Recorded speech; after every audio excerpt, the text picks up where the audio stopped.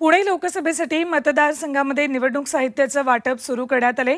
EVM मशीनसह इतर साहित्य मतदान केंद्राकडे रवाना होते।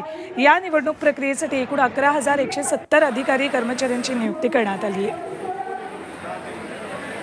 थेट मतदान केंद्रावरून आढावा घेतला आमचे प्रतिनिधी निलेश खरमरे यांनी। लोकसभा मतदारसंघातील चौथ्या टप्प्याच्या इलेक्शनाचं साहित्य वाटप पुण्यातील गणेशकाला या ठिकाणी होत आहे।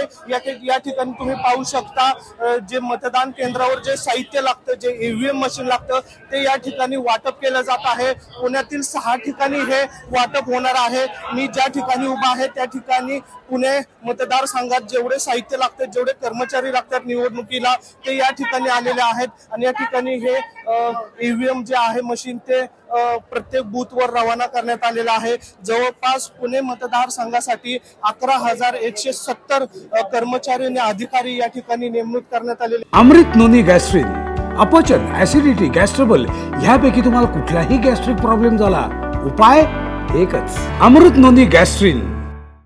शिवाजीनगर असेल, वडगाव शहरी असेल, कॉर्पोरेशन असेल, या प्रत्येक मतदारसंघावर हे जे साहित्य आहे ते या ठिकाणी वाटप केलं जात आहे। लोकांची जे अधिकारी आहेत त्यांची या ठिकाणी नोंद घेतली जात आहे। एकूण जर पाहिलं तर जी उद्याची निवडणूक आहे ती या ठिकाणी व्यवस्थित पार पाडावी आणि पूर्णपणे तयारी या ठिकाणी झालेली आपल्याला पाहायला मिळत आहे। कॅमेरामन नितीन सांदोरसह निलेश खरमरे, जी मीडिया, पुणे।